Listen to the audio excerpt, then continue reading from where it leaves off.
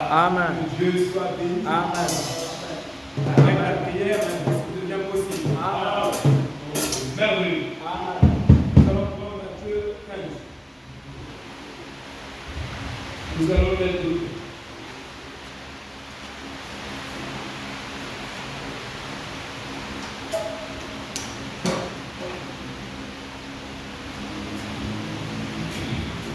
Matthieu chapitre 15.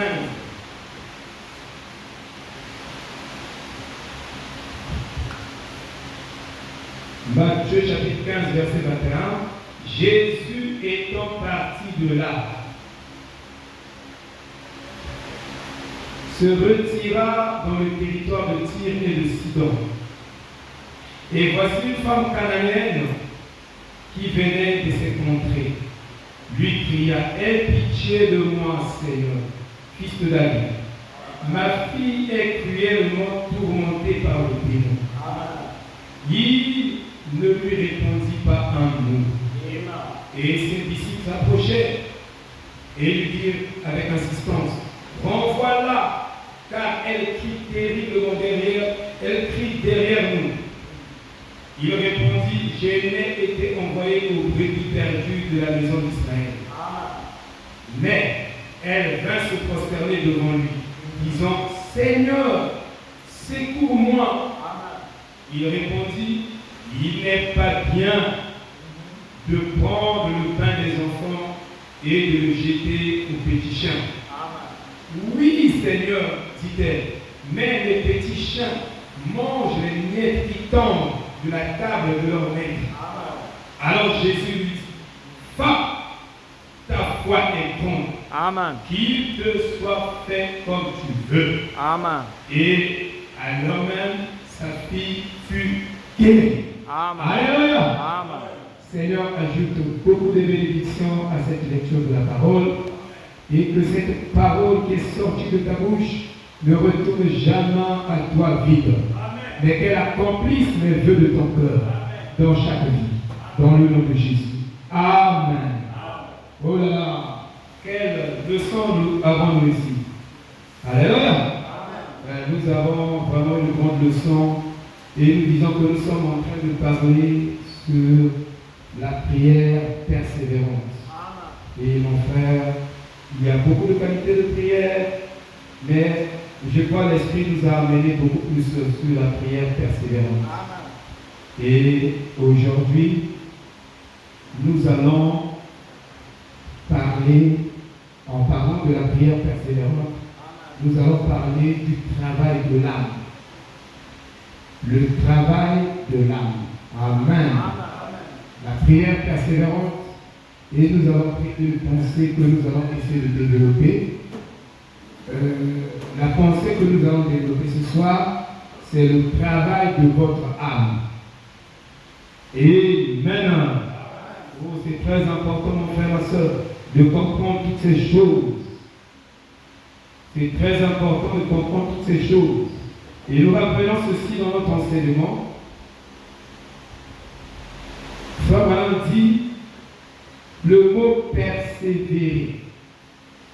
Si eux, ils ont persévéré, parce qu'ils avaient confiance en leur Dieu. S'ils n'avaient pas confiance en Dieu, ils ne pouvaient pas persévérer. Et le mot persévérer, nous avons étudié cela.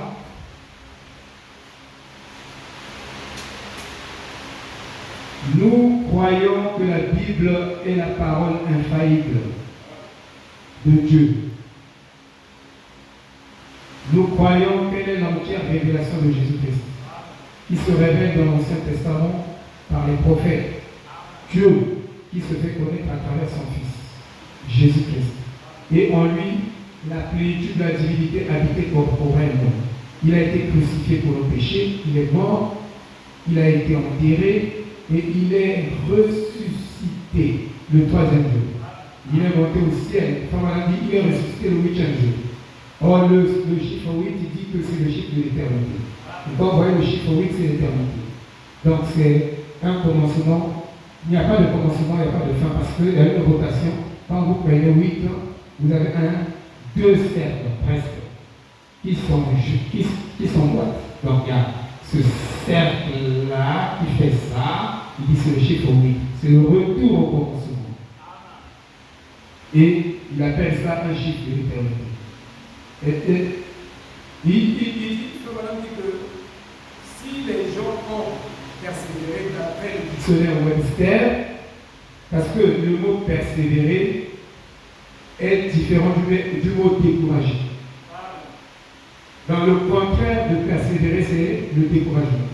Quelqu'un peut commencer, mais se décourage à mi-chemin. Il ne continue pas jusqu'au bout. Alléluia. On a récompensé au bout du chemin. Si tu ne continues pas, alors tu n'obtiendras pas la récompense.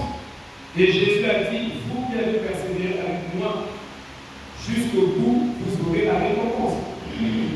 Donc il n'y a pas de récompense au milieu du chemin ou au début. Mais nous devons aller jusqu'au bout de notre persévérance. Amen. Avant de ce mot spirituel. Et j'ai dit que ici, le mot persévérer, c'est un mot différent. C'est l'opposé.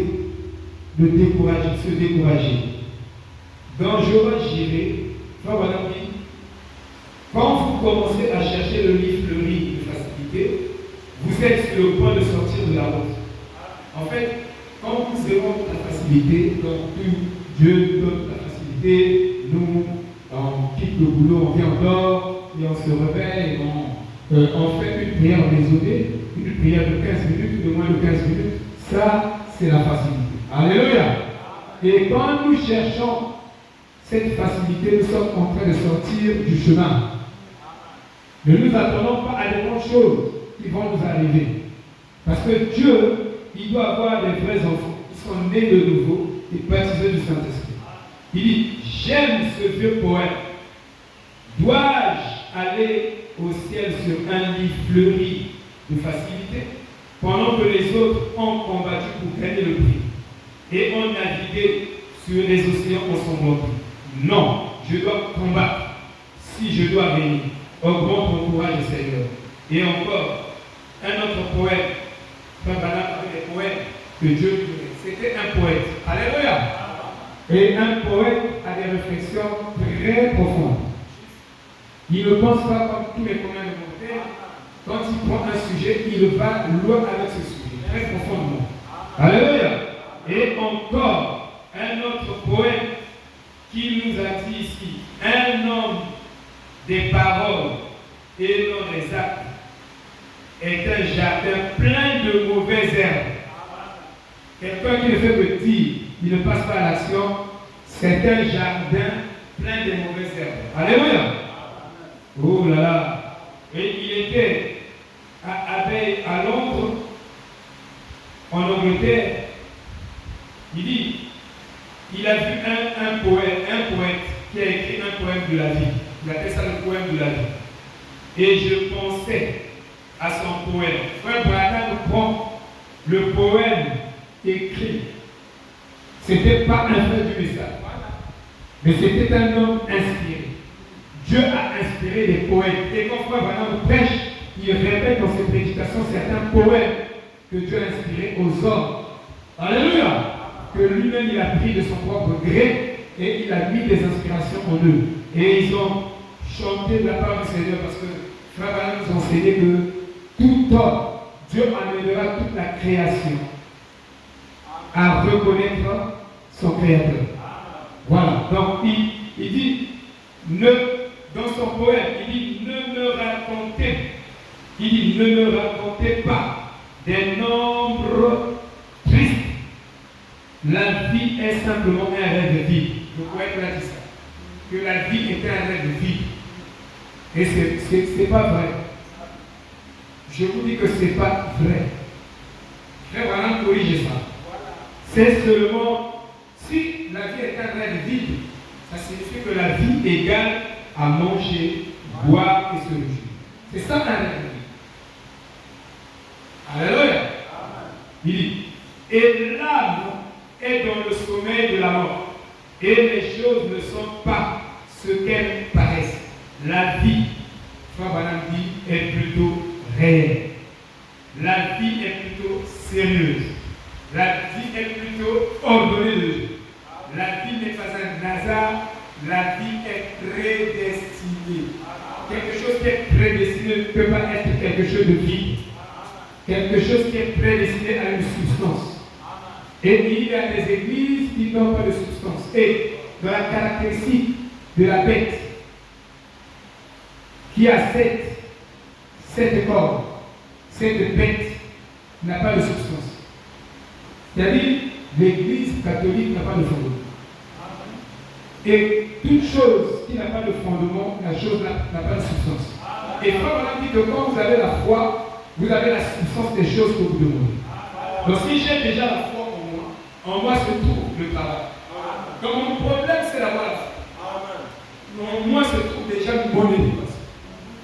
Donc il dit, quand vous avez la vraie foi, c'est comme une sémence que vous avez plantée sur le terrain. Et vous savez que dans cette sémence se trouve déjà les fruits. Parce que le fruit est le synonyme de la sémence. Les deux vont de pair. Il dit que c'est comme ça. Il dit, la vie est sérieuse. Et la tombe n'est pas le but de la vie. Donc la vie ne s'arrête pas à la tombe. Quand vous mourrez, ce n'est pas la fin de la vie. Alléluia. Vous continuez à exister dans une autre dimension. Et une dimension glorieuse. Vous voyez? Il dit, et le poète là disait, tu es poussière et tu retourneras à la poussière. Frère Branham dit que ça ne s'adresse pas à l'âme. Cette écriture s'adresse à la chair. Puisque c'est la chair qui a été tirée de la poussière. L'âme n'a jamais été tirée de la poussière. L'âme est à l'image de son Créateur. Alléluia. Il dit, voyez. Et comme on dit ici, c'est la route royale du contrôle de soi. Attendez. Oui. Non, je commence par ici.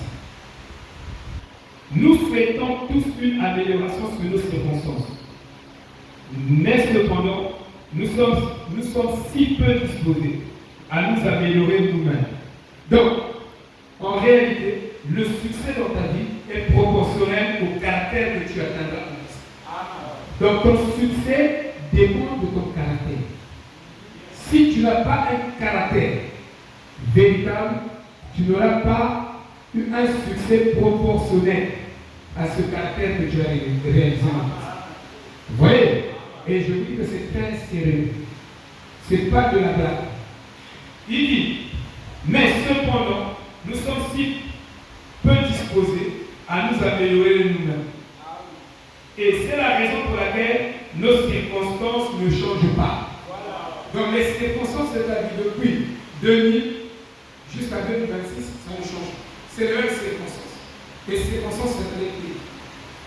Tu manges mal, tu t'habilles mal, tu vis mal. Moi aussi, je dis ça.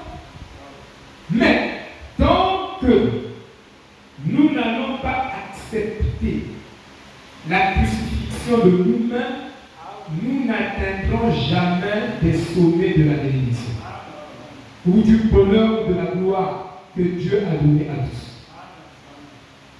Les bénédictions de Dieu sont pour tout le monde.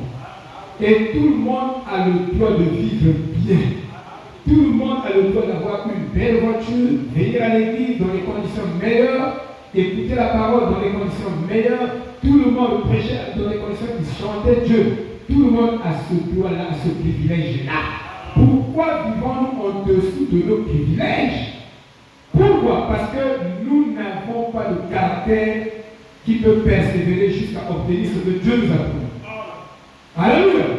Nous nous décourageons souvent. On commence, on arrive quelque part, on applique les principes de la parole et après, quand les choses ne viennent pas vite, quand les choses ne viennent pas telles que nous le souhaitons, nous nous décourageons.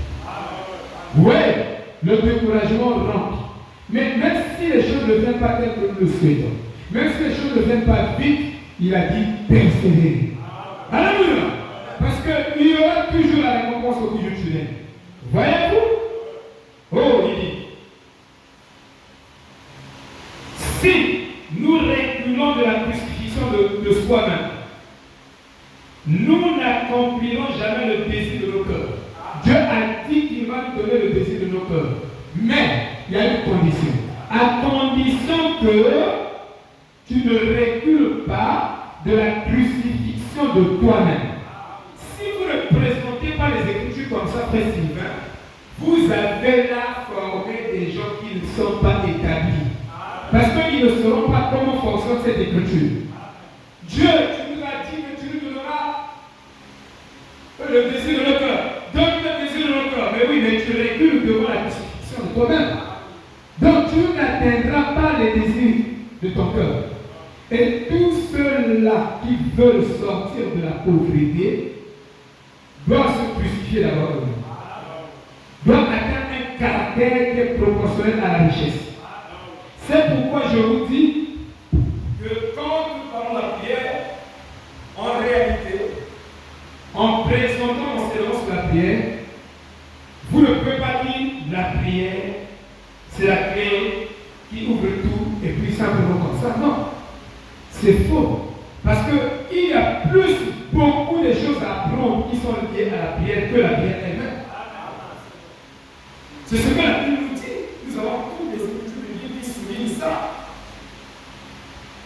J'ai ici des 10 écritures qui soulignent le fait que dans la prière, il y a la crainte de l'Éternel qui est en jeu, qui compte le plus. Parce que quand vous n'avez pas la crainte de l'Éternel, Dieu ne vous existe pas. Comment toi tu n'as pas la crainte de Dieu, tu pries. Donc il y a plus des choses qui sont liées à la prière que nous devons apprendre que la prière elle-même. Et si nous apprenons sérieusement ces choses, j'ai dit ici, j'ai souligné 10 choses qui sont liées à la prière. Et on va voir ça prochainement. Maintenant, frère, il dit, un homme qui souhaite avoir un meilleur style de vie doit être disposé à travailler pour ce qu'il veut. Nous ne travaillons pas pour ce que nous voulons. Et donc une partie de nous, inconsciemment, s'identifie à la pauvreté. Une partie de nous, inconsciemment de nous, s'identifie à la pauvreté parce que nous sommes des pauvres, nous avons des habitudes de pauvreté, nous avons ceci. Donc cette partie-là, nous devons nous désidentifier de cette partie en nous qui s'identifie à la pauvreté. Et la prière nous a été donnée pour nous aider à nous désidentifier. Oui, parce que cette partie-là qui s'identifie à la prière et à la pauvreté nous accompagne dans les vibrations de nos prières. Quand tu pries des vibrations de cette partie de la pauvreté, entre dans ta prière et vibre avec ta prière, mais tu ne le verras pas. C'est pourquoi j'ai dit qu'il y a des choses à apprendre, très subtiles, très profondes, que nous ne connaissons pas. Donc cette partie de nous est habituée tellement à la pauvreté, au manque. Donc, quand tu pries, tu penses que Dieu c'est un Dieu. Demain, il est comme toi et moi. Non! C'est pourquoi Dieu doit changer nos pensées. Et si nos pensées deviennent ces pensées, en ce moment-là, on saura que Dieu veut le meilleur pour nous tous les jours. Dieu veut le meilleur. Il veut que tu manges bien. Il veut que tu t'habilles aussi propre. Il veut que tu aies des bonnes conditions. S'il y a un qui aime que tu aies des bonnes conditions, c'est Dieu lui-même. Alléluia. C'est ça la vérité. Donc il y a une partie dans la prière, nous nous soustrayons de cette partie-là. Et cette partie est une partie émotionnelle. Et cette partie est venue de notre subconscient au travers des expériences depuis que nous grandissions. Et cette partie est ancrée et devient une partie vraiment, c'est-à-dire une partie de nous. Et cette partie est venue avec notre message. Même si je dis je suis dans le message, pourquoi le message frère, ce n'est pas suffisant. Je dis que ce n'est pas suffisant. J'écoute les bonnes, ce n'est pas suffisant. Il y a un travail que tu dois faire.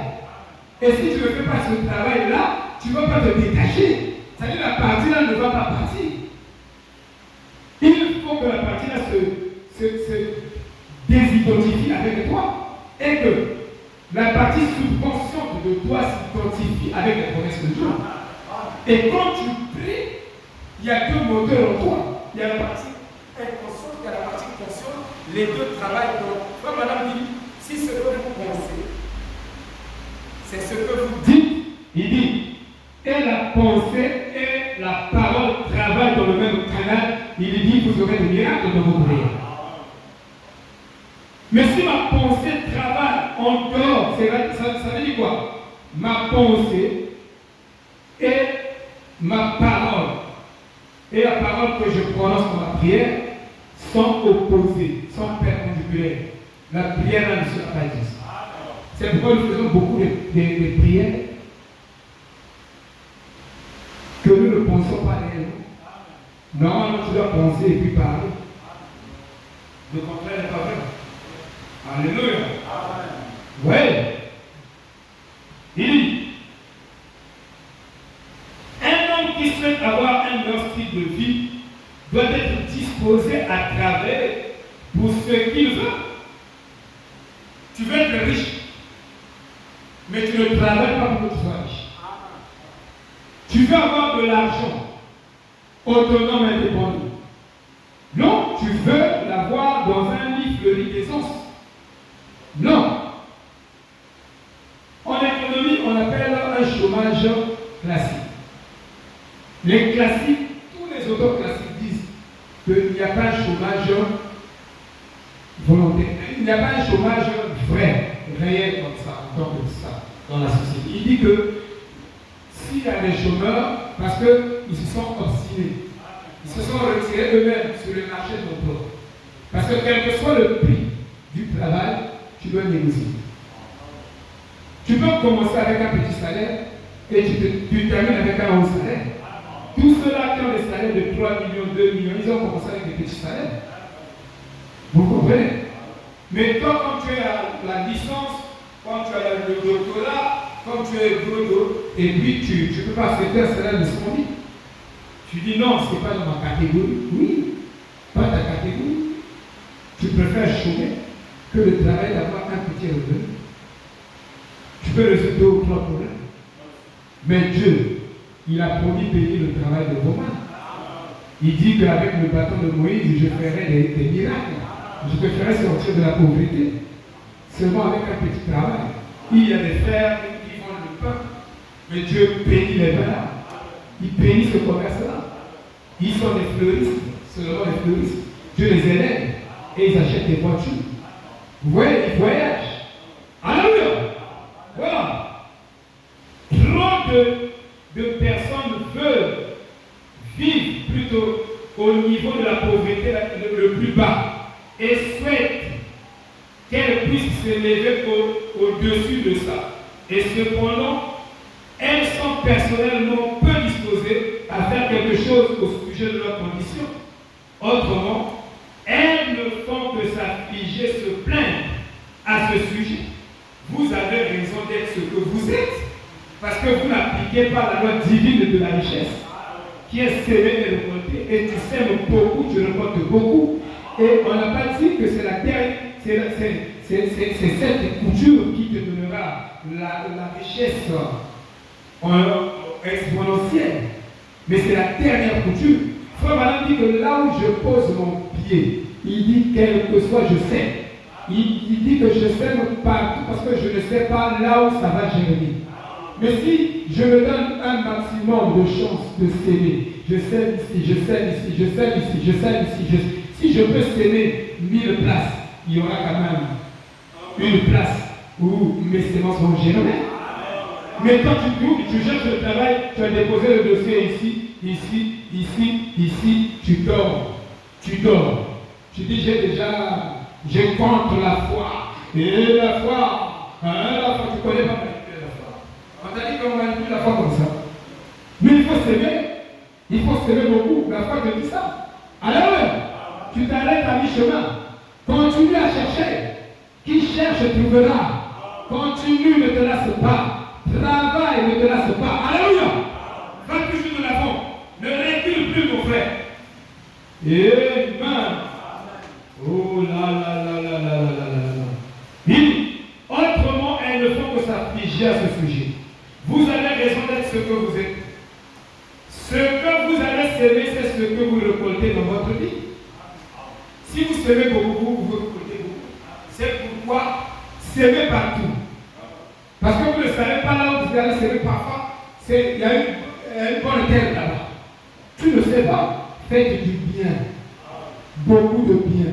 La Bible dit, celui qui sait faire le bien ne le fait pas, il pêche. Donc je dois faire le bien partout, à n'importe qui. Frères de l'église, frères de l'extérieur, mais je commence par les frères de l'église.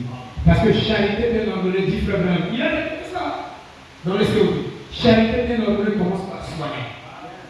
Alléluia. Voyez-vous, il faut qu'on vous donne l'équilibre, sinon vous allez faire ça. Amen. Donc je commence d'abord par rapport à te bénir. Après je sors.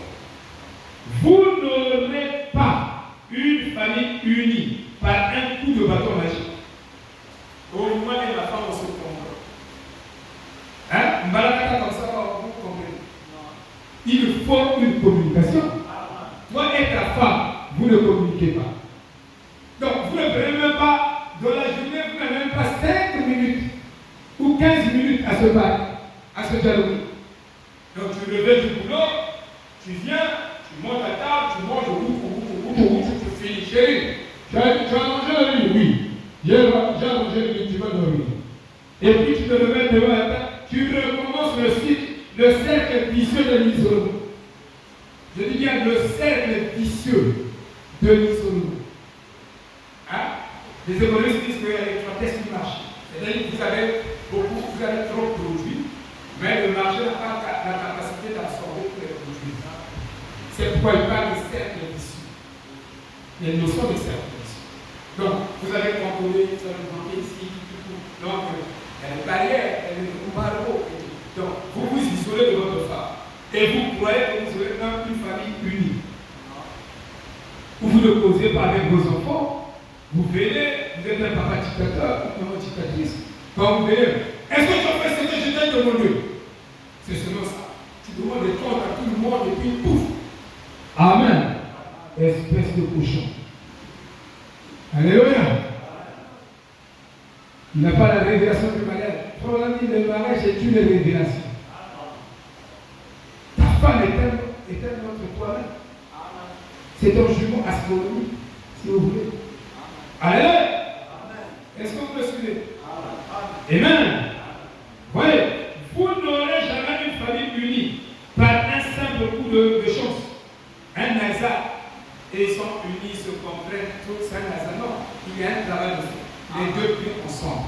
Les deux partagent la parole ensemble. Les deux font ceci ensemble. Les deux croient la même chose. Frère Branham dit pour épouser une femme, vous devez être sûr qu'elle croit la même chose que vous. Si la femme là ne croit pas la même chose que vous ne serez pas en harmonie.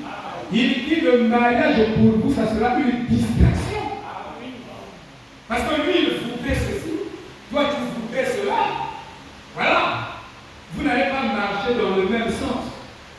L'autre fait comme ça, le quadron fait comme ça, elle fait le contraire du cheminement des aiguilles de l'amour. Après, vous parlez de mariage, quel amour? Vous priez seul. Vous partez à l'église seul. La femme reste à la maison avec les enfants. Ou va dans une autre église. Et vous aurez une famille agréable qui sert Dieu de façon agréable. Faux. Amen. Cette loi n'existe pas. C'est pourquoi la Bible dit quel est le rapport entre Dieu et Bélial? Quel est le rapport entre les ténèbres et la lumière? Quel est le rapport entre un homme qui voit le visage et une femme qui voit le visage? Amen. C'est la vérité. Il dit, ce n'est pas par un coup de chance comme ça. Il dit, vous l'aurez par un travail dur, une famille unie. Vous aurez cela par un travail dur. C'est comme l'église. Vous avez une église solide par un travail dur, un travail solide. Et une communication constante. Alléluia. Oh, mal. Matthieu 7, verset 17 à 19 dit, vous récoltez ce que vous savez. Alors, si vous prenez plaisir dans le Seigneur, vous recevez ce dont vous avez le plus besoin. Selon le psaume 37, verset 4, vous faites l'engagement. vous êtes la personne qui doit s'aimer. Et alors, Dieu honore simplement la loi de la reproduction qui dit chaque sémence se reproduira selon son espèce. S'aimer la victoire, vous récoltez la victoire. S'aimer le succès, vous la récoltez. Alléluia. Voilà. Un homme fort ne peut pas aider un homme faible qui est peu disposé à être aidé. Vous ne pouvez pas avoir le succès sans aide. Non. Souvenez-vous, quelqu'un vous a aidé à l'école, au travail, quelqu'un vous a aidé. Tout le monde, moi-même, tout le monde. Vous voyez, c'est une loi. Quand même l'homme faible doit lui-même devenir fort. Seigneur, donne-moi la vie de prier. Je veux prier de midi à 14h. Je veux prier de A à Z. Je veux prier de 6h jusqu'à 24h. Je veux prier, donne-moi la vie de prier. Ça ne viendra pas. Ça, je vous dis déjà, c'est une prière humaniste et une prière sans compréhension de la parole. On va prier que Dieu nous donne la vie de prière, oui. Mais aussi, tu dois être disposé à développer cette vie de prière. Dieu sait que tu as cette capacité. Il a mis ça en chacun de nous. C'est pourquoi il nous demande de le faire. Dieu ne peut pas nous demander quelque chose que nous n'avons pas la capacité de faire. Il dit, soyez parfaits, comme votre Père Céleste est parfait. Il donne un commandement, alors il donne le moyen pour que tu accomplisses ce commandement. Frère Branham dit que quand ils étaient des enfants, il y avait un arbre de Noël qui était là. Et en dessous de l'arbre de Noël, on avait mis des jouets. Il dit l'enfant qui essaie de grimper l'arbre et qui arrivait à quelques mètres du jouet, à quelques centimètres du jouet, à quelques millimètres du jouet, même s'il n'atteignait pas le jouet, on lui donnait le jouet. Parce qu'il a prouvé qu'il veut avoir ce jouet-là.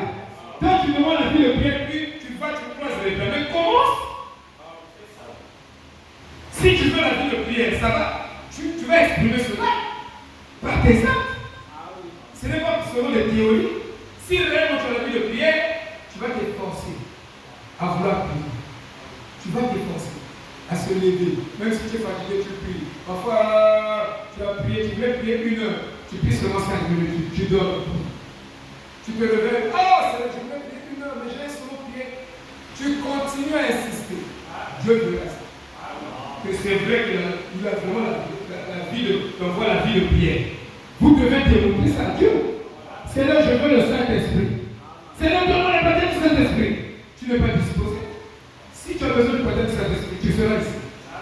Tu as fini le travail. Tu as quelques heures, quelques minutes, tu cours ici. Frère Branham dit, tous ceux qui ont eu leur vie du baptême du Saint-Esprit, ils étaient à l'église. Ils passaient leur temps où ils jeûnaient à la maison, ils priaient, ils criaient, ils cherchaient. Parfois ils tombaient même malades, mais ils prouvaient à Dieu que nous voulons la chose. Tant que tu ne désires pas la chose là, Dieu ne te donnera pas. Amen. Tu n'as pas la vie de prière, il est là, Dieu ne force pas les gens. C'est un gentleman. Alléluia. C'est à toi de désirer ça. Voyez. Et il dit, l'homme fort ne peut pas aider un homme faible. Et si cet homme faible n'est pas disposé à être aidé. Il dit, car il doit par ses propres efforts développer la force qu'il admire dans l'homme fort. C'est pourquoi je dis qu'il y a la loi de l'imitation qui nous identifie. Nous, moi je voulais être un grand maître comme là. Mais il faut voir, parfois j'avais les cassettes. Je mets la cassette, je commence à vouloir parler comme là. Oui, vous les petits humains. Et je faisais ça. Pour les petits mortels. Voilà, vous n'êtes pas disposés à travailler. Amen. Mais il faut imiter, il faut vouloir, il faut désirer. Si tu veux être comme Jésus, comme le cantique que nous sommes en train d'apprendre. Mais il faut répéter les paroles de Jésus. Venez à moi, tous qui êtes fatigués et chargés. Le maître de France, ici, c'est Jésus, le maître de Jésus. Venez à moi, vous qui êtes fatigués et chargés. Je vous donnerai de l'autre bord pour le posard. Pourquoi aller comme le Christ? Alléluia! Même les sœurs, c'est alors la voix comme le roc comme de Jésus. Alléluia! Amen! Laissez-moi le petit humain. Alléluia! Amen! Ça va? Voilà. Nous devons imiter le maître. Il n'y a personne, sauf lui-même, qui peut changer sa pensée. Donc le pasteur ne peut pas changer sa pensée. Lui, c'est une aide. Alléluia. Il essaie de vous aider par ses conseils, par ses témoignages, par ceci, ses enseignements. Mais vous-même, vous devez fournir votre propre travail. Parce que votre propre travail compte. Alléluia. Et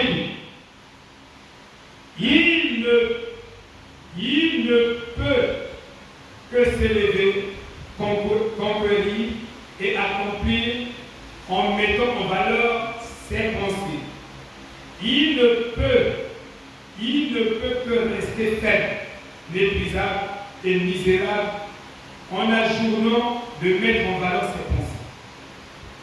Arnold Schwarzenegger, peut-être que je prononce ça mal, c'est en anglais, c'est compliqué pour moi. Mais Arnold a commencé comme un petit gringalet, maigre gringalet. Mais il a été déterminé à changer sa condition. Il voulait être il peut soulever une main là-bas, il voulait être musclé. Savez-vous que la vie de prière se muscle? Vous devez musculer votre vie de prière. Donc, vous n'êtes pas disposé à musculer votre vie de prière, vous ne serez pas un héros de la prière. Et les gens s'obstinent, ils sont là, ils posent le bras. Je veux la vie des prières. Je veux. Pasteur, toute l'église, je veux pour moi, je veux la vie de toi, tu vas être disposé. Alléluia. À conquérir, à travailler. Si tu ne le fais pas, tu n'auras pas la vie de prière. Ça sera seulement des chimères. Il voulait changer sa condition. Et il a travaillé jusqu'à ce qu'il ait commencé à cultiver ses muscles. Bruce Lee a travaillé de telle sorte que son coup de poing devait courir plus vite que le feu. Donc la vitesse de son coup de poing. C'est quoi? Tu te bats avec lui, il n'est pas pour double patte. C'est-à-dire à quel moment il a pris la prise et à quel moment. Mais c'était des exercices. Il a travaillé avec le courant que Ben. C'est pourquoi il est mort aussi précocement. 32 ans. Il a fait des choses qui étaient au-delà, même parfois de la constitution humaine. Je ne sais pas. D'autres commencent à penser. Mais Dieu connaît la raison. Amen. Nous, on peut taper. Mais ce qui est vrai, c'est qu'il a travaillé. C'est un héros, c'est une légende. Il a laissé un nom qui ne meurt pas. De génération en génération, on parlera de lui parce qu'il était disposé. Comme Arnold Schwarzenegger. Il a cultivé les muscles. Vous pouvez avoir des gros muscles, mais ça va s'affaiblir avec le temps. C'est comme votre vie de prière, vous pouvez le faire. Avant, tu priais beaucoup, maintenant tu pries moins. Et une fois, madame dit, ce qui compte pour vous, ce n'est pas le passé, mais c'est le présent. Avant, tu avais la vie de prière. Moi, quand on était en Comatéké, là-bas, tout ça, quand on était ici, tout. Ça, c'est le passé. Ça, c'est la manne pourrie. Tu dois manger la manne d'aujourd'hui. C'est-à-dire que tu dois avoir des expériences chrétiennes d'aujourd'hui. Mais les gens vivent dans le passé. C'est pourquoi ils ne peuvent pas améliorer leur situation future. Si, quand j'étais, oui, quand j'étais, ouais. Mais c'est fini, ça. Il y a des nouvelles donnes devant toi, des nouveaux paramètres. Tu dois être flexible, tu dois t'adapter maintenant aux circonstances actuelles. Sinon, tu seras mis à la cadeau. Hein? Tu es écarté de la course. Les autres continuent de courir. Mais toi, tu es déjà là-bas. Alléluia. Ouais, frère. Oh là là. Il a travaillé pour cultiver les muscles que la plupart des gens n'ont jamais pensé exister. Mais il avait un but. Et son but est venu avec ses pensées. Et il a élevé le symbole de l'héros américain. Les efforts qui ont été fournis ont abouti à là où il est aujourd'hui. C'est la route royale du contrôle de soi-même et la vraie concentration de la pensée. Et même si vous manquez à plusieurs reprises d'accomplir votre but, alors que vous voulez sûrement accomplir ce but jusqu'à ce que votre faiblesse soit vaincue. Il y a un homme qu'on a manqué, il était boiteux. Mais il voulait vaincre sa faiblesse. Il voulait battre tous les grands maîtres du gouffre à son époque. Il voulait être le meilleur. Mais un boiteux. Il était boiteux du pied gauche. Son pied-là était court que le pied droit. Mais il a travaillé. Et les commentateurs disent qu'il a travaillé de façon surhumaine. Il était devenu comme un super homme. Il a travaillé, il a vaincu son infirmité.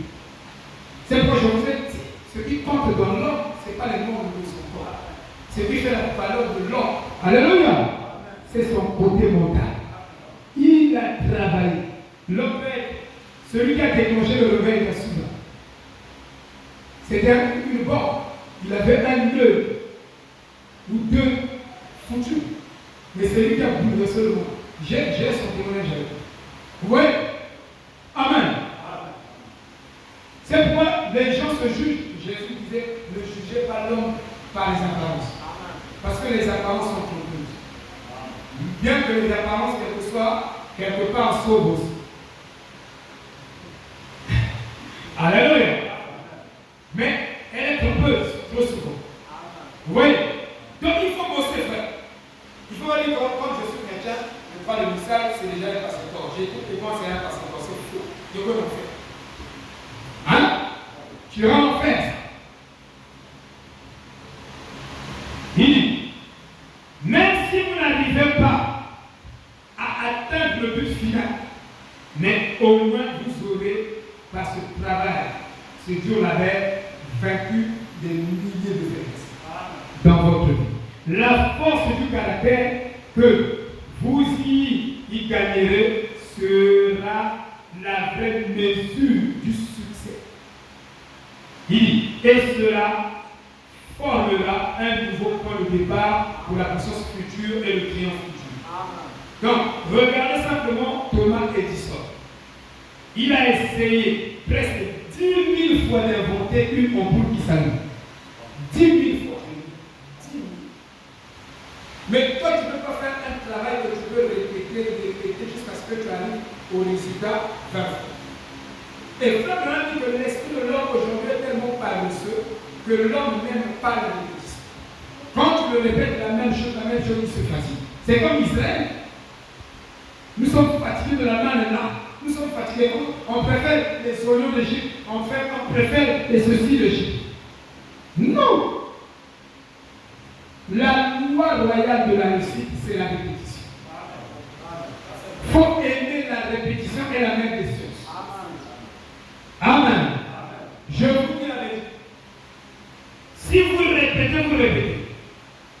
Il dit 10 000 fois d'inventer une ampoule qui s'allume. Et finalement, il y est arrivé. Pas en un jour, pas facilement.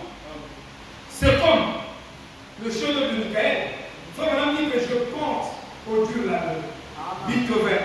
Il dit, ces hommes-là, pour composer une chanson, ils ont déchiré les feux sur feu.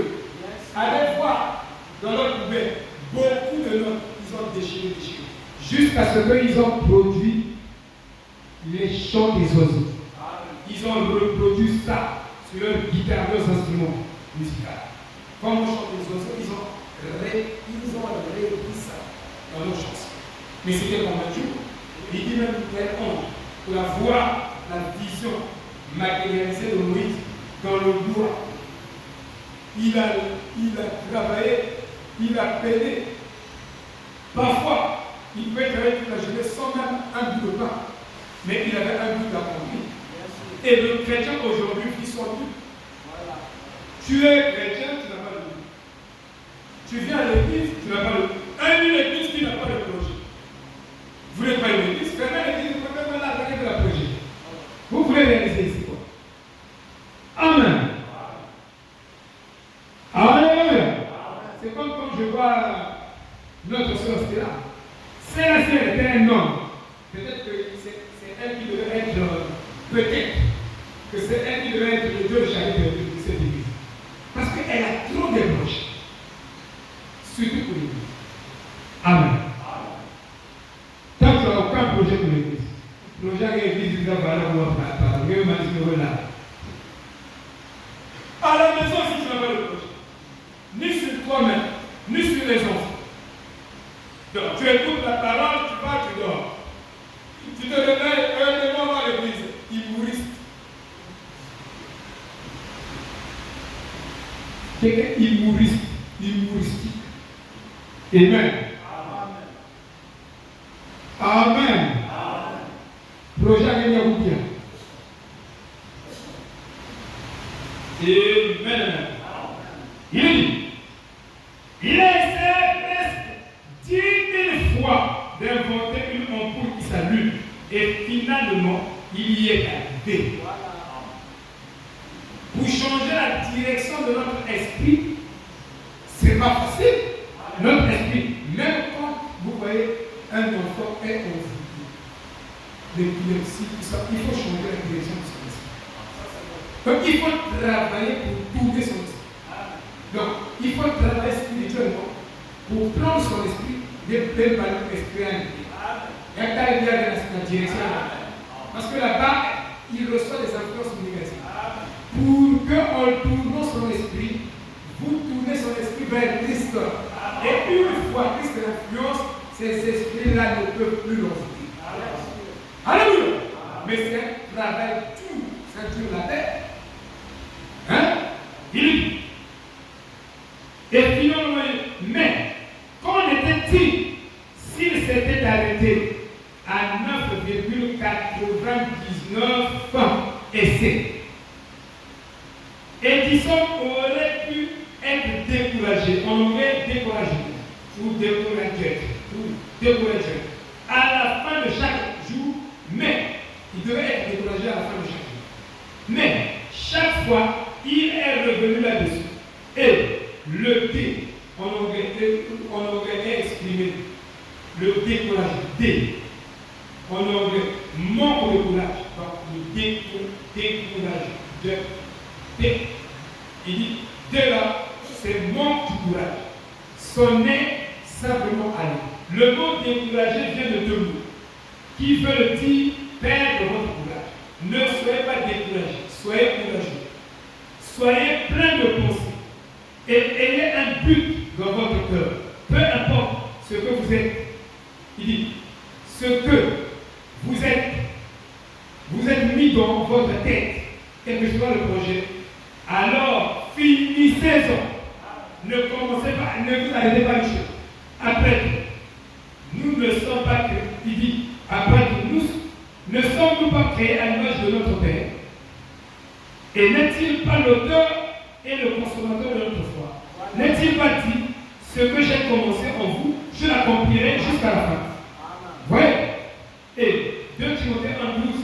Et c'est à cause de cela que je souffre ces choses. Tu ne peux pas avoir la prière persévérante si tu n'es pas capable d'être courageux et d'affronter toutes les difficultés du monde, toutes les contradictions du monde. Il faut les affronter, quel que soit le prix à payer. Si c'est le rejet, c'est aussi un prix. Jésus a été rejeté. Et il a été rejeté. Il n'a jamais reculé. Il devait atteindre la gloire. Sinon, il s'arrêtait à mi-chemin. Il faisait du bien aux gens. Les gens lui donnaient la mer, le singe. Et il continuait toujours à faire du bien. Mais j'en ai Il n'a pas honte de souffrir pour la cause de Christ. Car je sais en qui j'ai cru et je suis persuadé qu'il a la puissance de garder mon dépôt jusqu'à ce jour. Vous voyez? Amen. Oh là là, le découragement. Il dit, le psaume de la vie que je lisais. Il dit, pour conclure, ne soyez pas comme du bétail qui sont conduits et qui entrent dans n'importe quoi. Le bétail, quand tu conduis un troupeau et un mouton, les moutons seront là, ils ne connaissent pas le chemin. Ils ne savent pas où ils sont en train de partir. Avec le maître, ils peuvent rester là et randonner là-bas, manger des herbes là-bas, ils ne connaissent pas. Ils attendent que quelqu'un les pousse. Ce sont des brouettes. Quand on a poussé un troupeau de moutons.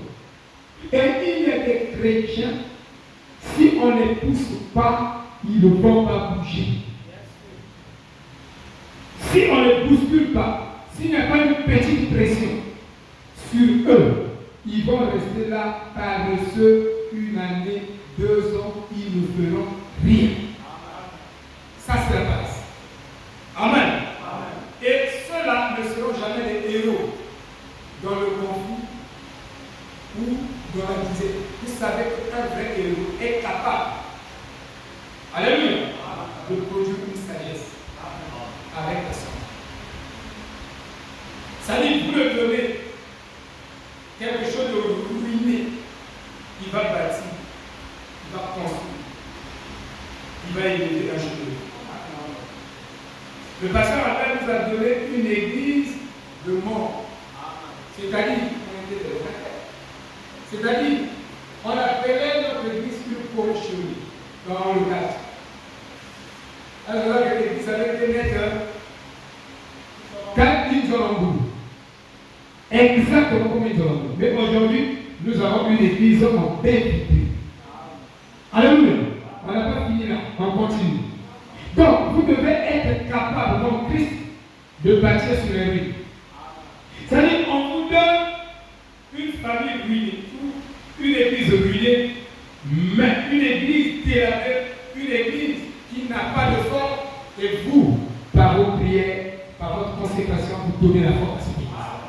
Et quand vous allez partir, même derrière vous, vous allez laisser un chef-d'œuvre. Mais ce n'est pas aller dans là où tout est déjà bon, tout est déjà fait, tout est déjà derrière, et vous partez là-bas, vous ne serez pas appelé un héros. Les héros, ce sont ceux-là qui ont pris des choses mortes, qui ont travaillé dessus et qui ont produit des véritables chefs-d'œuvre. Maintenant, je voudrais vous dire ici qu'il n'y a pas de prière, jamais du tout, tant que vous n'entrez pas dans l'esprit du compositeur. Et Frère Branham il dit que quand vous faites même la prière, vous devez commencer par une grande adoration. Vous devez terminer à l'autre là. Parce que vous ne pouvez pas rentrer dans la prière, moi je rentre dans la prière. Nous ne pouvons pas ça. Non. Quand tu connais la prière, il faut contacter dans l'esprit de Christ. Se mettre au même diapason, aux mêmes fréquences que son Saint-Esprit. Tant que nous n'arrivons pas à se mettre au même diapason que le Saint-Esprit, mon frère, c'est ce que vous allez faire. C'est vous. Et même la prière est vous. Il est un petit retrait. Tu coupes avec le nom. Quand tu coupes avec le nom. Tu adores la parole. Tu rentres dans l'esprit. Et Frère Branham dit que quand Jean dans l'île de Patmos est rentré dans l'esprit du Seigneur, il a reçu la vision de Christ. Toute la vision de l'Apocalypse. Parce qu'il était rentré dans l'esprit. Il a fait donc il a fait la prière jusqu'à ce qu'il est rentré dans l'esprit. Tant qu'il ne rentrait pas en esprit, zéro. Donc, se mettre au même diapason, à la même fréquence que le Saint-Esprit. Vous savez comment on fait ces fréquences? c'est vibration. Il y a beaucoup de choses à se dire au sujet de la prière. La prière n'est pas ça. Oh, la prière, non. Vous connaissez la danse tango. Non, le pasteur commence à danser. Vous connaissez la danse tango. C'est une danse il y a des danses que tu ne peux pas danser seul. Mais dans votre prière, vous dansez seul. Or, le tango, vous ne dansez ça qu'avec deux personnes. Avec un partenaire. Si tu n'as pas un partenaire de danse, vous dites que le message, c'est vraiment le message de ça. Et je vous rassure, c'est le vrai message. Parce que les gens ils pensent que le message de ça, c'est le c'est pas comme ça qu'il nous a dit de prêcher le message. Il dit que ceux qui